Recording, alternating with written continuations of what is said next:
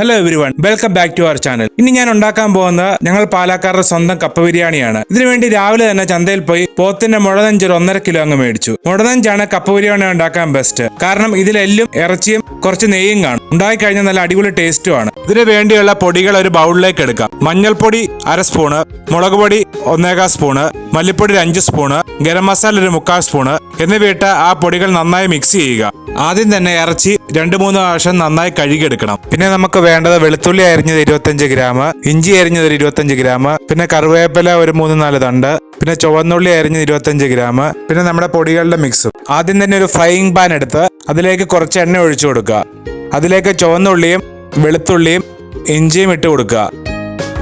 ഒരു ഇളം ബ്രൗൺ നിറം ആകുന്ന വരെ മൂപ്പിച്ചെടുക്കുക. ഒരു കുക്കറിലേക്ക് കഴുകി വൃത്തിയാക്കി വെച്ചിരിക്കുന്ന മുളനഞ്ച് ഇടുക. ഇതിലേക്ക് മൂപ്പിച്ച് ഇഞ്ചി വെളുത്തുള്ളി ചുവന്നുള്ളി ഇട്ട് കൊടുക്കുക. നമ്മൾ നേരത്തെ ബൗളിൽ മിക്സ് ചെയ്ത് വെച്ചിരിക്കുന്ന പൊടികളും ഫ്രൈയിങ് പാനിലേക്ക് ഇട്ട് കൊടുക്കുക. ഇതിലേക്ക് കുറച്ച് വെളിച്ചെണ്ണയോടെ ഒഴിച്ച് നന്നായി ഒന്ന് മൂപ്പിച്ചെടുക്കുക. ഇതും കുക്കറിലേക്ക് ഇട്ട് കൊടുക്കുക. ഇതിന് ശേഷം ആ ഫ്രൈയിങ് പാനിലേക്ക് തന്നെ 2 സ്പൂൺ പെരിഞ്ജീരകം കൂടെ ഇട്ട് കൊടുത്ത് നന്നായി ഒന്ന് മൂപ്പിച്ചെടുക്കുക. ഇതും ആ കുക്കറിലേക്ക് തന്നെ ഇട്ട് കൊടുക്കുക. ഇതിന് ശേഷം ഒരു 200 ml വെള്ളം കൂടി ചേർക്കുക. വെള്ളം ചേർത്തതിന് ശേഷം ചെറുതായി ഒന്ന് ഇളക്കി കൊടുക്കുക. ഇളക്കിയതിന് ശേഷം ഇതിലേക്ക് 1 സ്പൂൺ ഉപ്പും കൂടി ചേർക്കുക. നന്നായി ഒന്ന് മിക്സ് ചെയ്യുക.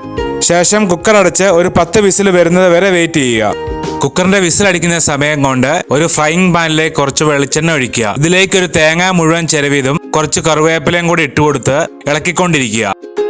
ഏകദേശം ബ്രൗൺ നിറം ആകുമ്പോൾ ഓഫ് ചെയ്ത് മാറ്റി വെക്കുക.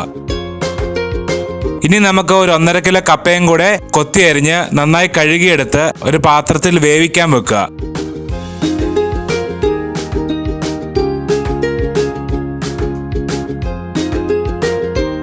നന്നായി വെന്ത് പോവാതെ ഒരു 1/4 വേവാകുമ്പോൾ കപ്പ ഊറ്റി മാറ്റി വെക്കുക.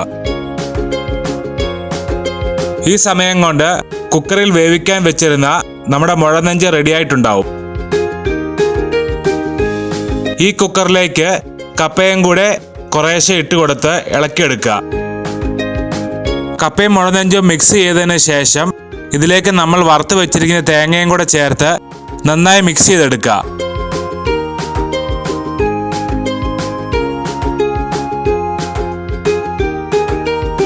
കണ്ടാൽ പാടാണെന്ന് തോന്നിയാലും നല്ല എളുപ്പത്തിലും അധികം സമയമെടുക്കാതെയും നല്ല അടിപൊളിയായ കപ്പ ബിരിയാണി നമുക്ക് വീട്ടിൽ തന്നെ ഉണ്ടാക്കിയെടുക്കാം. എല്ലാവരും ഇത് വീട്ടിലുണ്ടാക്കി നോക്കണം.